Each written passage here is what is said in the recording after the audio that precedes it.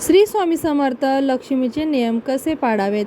लक्ष्मीचे काही असे नियम आहेत जे आपण स्वीकारून आपले जीवन बदलू शकतो. ज्यांना धनाची कथा, समृद्धी नाही, घरात बरकत नाही, ते हे नियम आपले जीवन सुधारू शकतात.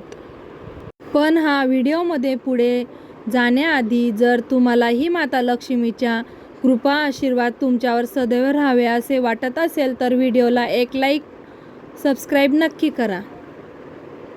पहिला नियम, तुम्ही दिवसभर लक्ष्मीबद्दल कशा प्रकारे बोलता याकडे लक्ष द्या. जर तुम्ही म्हणत असाल की पैसा संपले आहेत, आमच्याकडे काहीच नाही, हे आपल्याला परवडणार नाही, आपण गरीब आहोत, तर अशा नकारात्मक शब्दामुळे तुमची ऊर्जा कमी होते आणि देवी लक्ष्मीची सकारात्मक ऊर्जा तुमच्याशी जुळत नाही. त्यामुळे धनसंपत्ती टिकत नाही. त्याऐवजी उच्च ऊर्जा असलेला शब्द वापरा. जरी तुमच्या बँक खात्यात पैसे नसले तरीही परमेश्वराने तुम्हाला शरीर दिले आहे, श्वास दिले आहेत, छत दिले आहे, याबद्दल आभार माना. मी श्रीमंत आहे, मी भाग्यवान आहे, माझ्याकडे संपत्ती आहे, असे सकारात्मक वाक्य म्हणा. मग पहा तुमचे आयुष्य कसे बदलेल.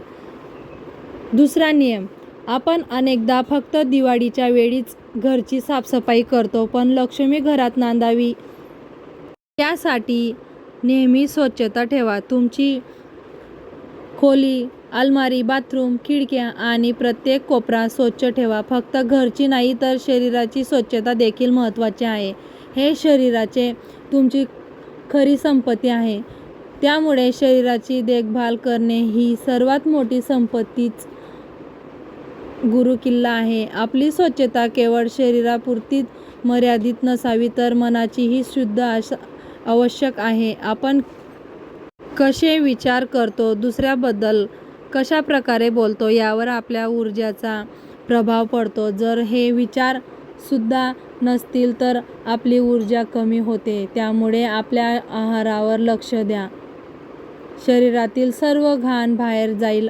स्वच्छता म्हणजे लक्ष्मीची उपस्थिती. त्यामुळे ब्रह्म व अंतर्गत स्वच्छताकडे लक्ष द्या. तिसरा नियम, खर्च करण्याची दृष्टी. लक्ष्मी चंचल स्वरूपाची आहे, म्हणून धन गतिमान राहिले पाहिजे. पैसा खर्च करताना अपराधी वाटून घेऊ नका, तर आनंदाने खर्च करा. जर तुम्ही काहीतरी विकत घेत असाल आणि ते आनंद देत असेल तर ते योग्य खर्च आहे. पैसा फक्त साठवून ठेवल्याने उपयोग नाही, तो योग्य ठिकाणी वापरला गेला पाहिजे.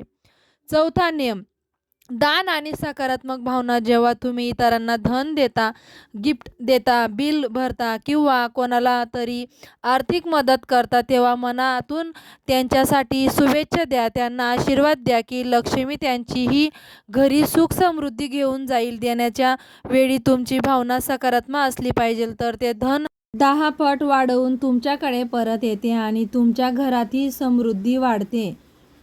पाचवा नियम, प्रेम आणि आत्मसन्मान. लक्ष्मी तिथे स्थिर राहते जिथे प्रेम आणि सदैव असते. जर घरात सतत वादविवाद आणि तणाव असेल तर लक्ष्मी जास्त काळ तिथे टिकत नाही. हे केवळ घरातील वातावरणापुरते मर्यादित नाही तर स्वतःबद्दलच्या भावनाही लागू होते. स्वतःवर प्रेम करणे महत्त्वाचे आहे. तुमच्या स्वतःविषयीची प्रतिमा सकारात्मक असली पाहिजे. तुम्हाला हे जाणवले पाहिजे की जसे इतरांना चांगले जीवन जगण्याचा हक्क आहे, तसे तुम्हालाही आहे. चांगले अन्न, चांगले वस्त्र, उत्तम राहणीमान आणि तुमचा जन्मसिद्ध हक्क आहे.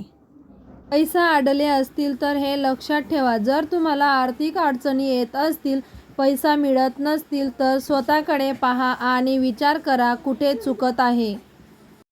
व्हिडिओ आवडल्यास लाईक करा, सबस्क्राईब करा. धन्यवाद. श्री स्वामी समर्थ.